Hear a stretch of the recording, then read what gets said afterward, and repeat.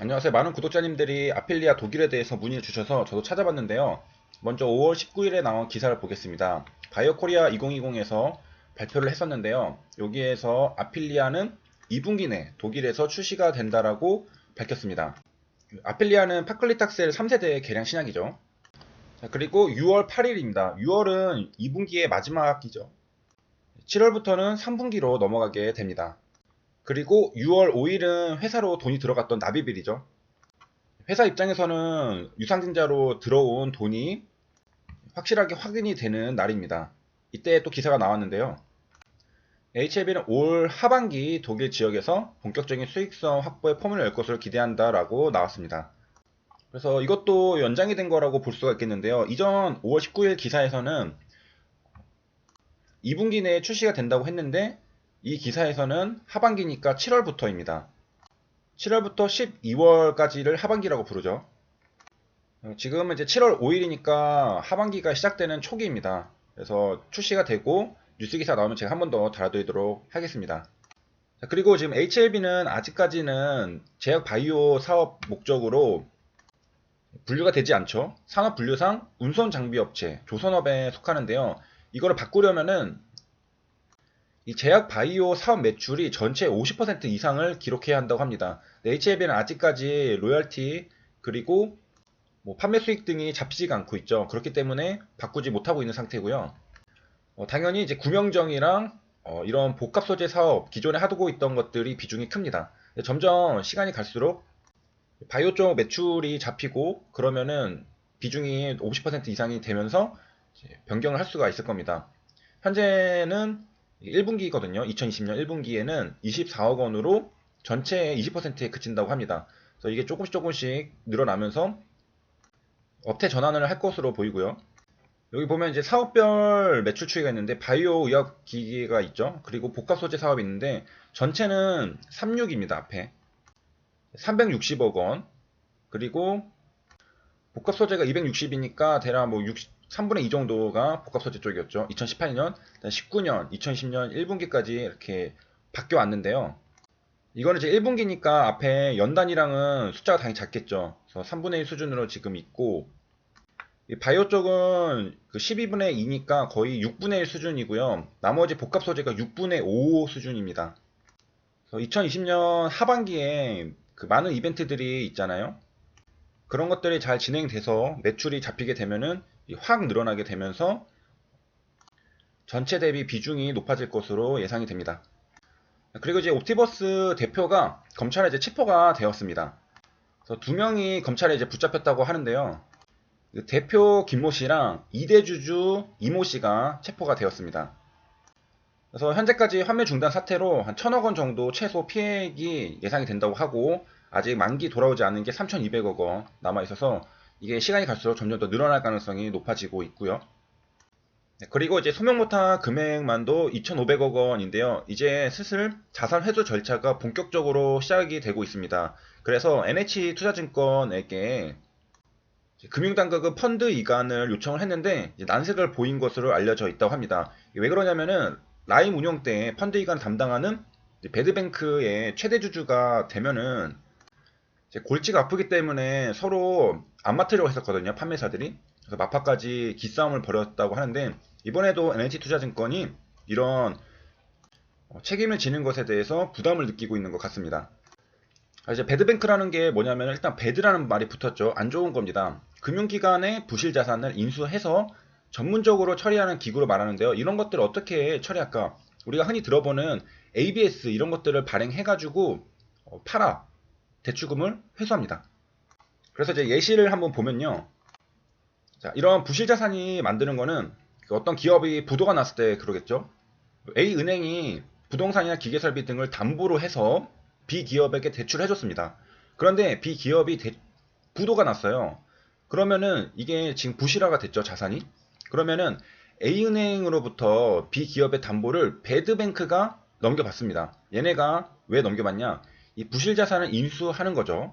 그리고 전무적으로 처리하는 기구이기 때문에 이거를 넘겨받습니다. 그렇게 되면 A은행은 B기업의 담보를 배드뱅크로 넘겼으니까 우량 자산만 운영하는 굿뱅크로 다시 되겠죠.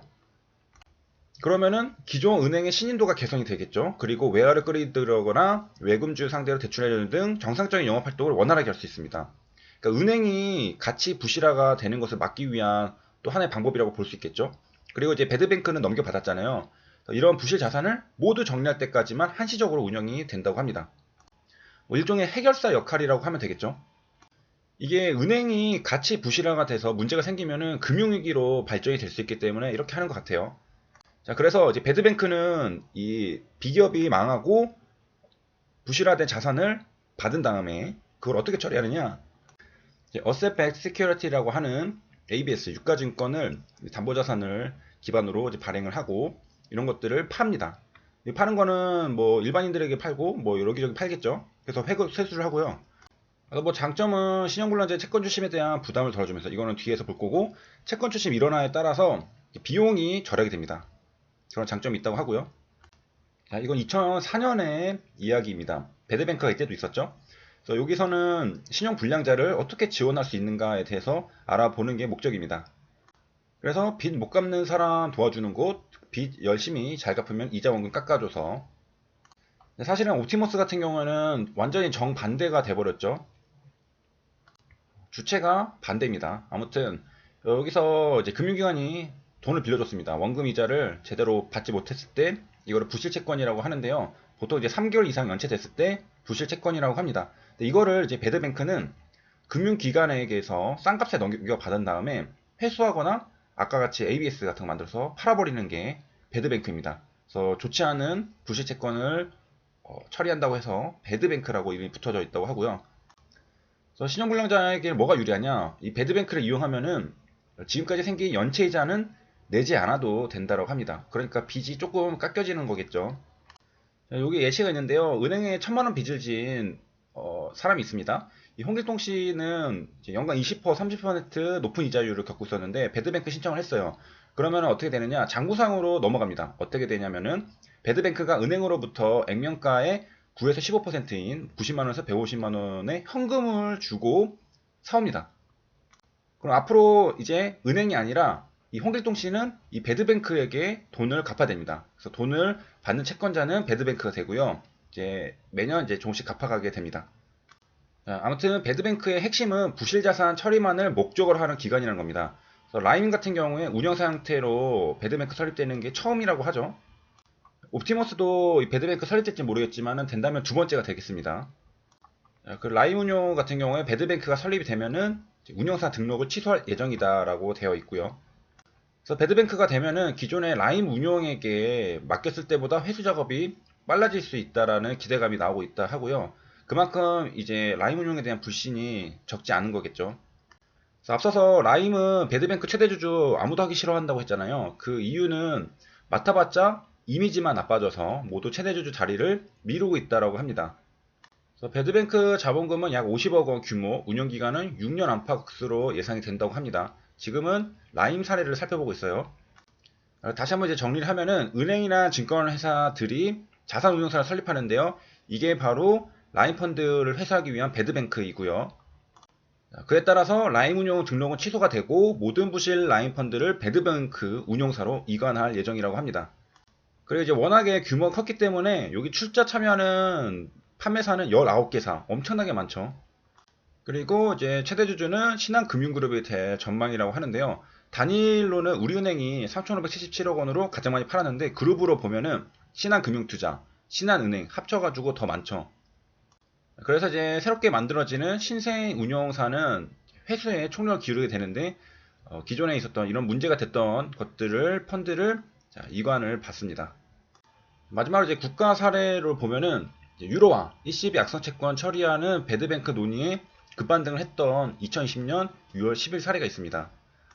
이거는 이제 ECB의 유럽 중앙은행이죠. 여기에서 부실채권을 모아 처리하는 배드뱅크를 설립하려는 방안을 논의하고 있다라고 얘기가 나왔었는데 그 질병으로 인해서 부실 유료화 채권들이 뭐 많이 생겼어요. 그래서 이런 것들을 처리하겠다라고 하니까 시장이 반응을 한 건데요. 유로존 내 이제 부실 채권들이 뭐뭐 있나? 신용카드 대출, 자동차 대출, 주택담보대출 등을 포함해서 5천억 유로가 넘는다고 해요. 이게 왜 시장에 되느냐? 유럽 상업은행들이 결국에 다 빌려준 돈들이잖아요. 이런 것들이 회수가 어렵게 되면은 은행들도 부실이 이어질 수가 있기 때문입니다. 그렇기 때문에 ECB에서 나서서 이런 것들을 처리를 해주면은 은행들은 좀 건전화되겠죠. 방법은 배드뱅크가 채권을 발행해서 상업은행들의 부실 대출과 교환하게 된다. 이렇게 됐고요. 여기까지 시청해주셔서 감사합니다.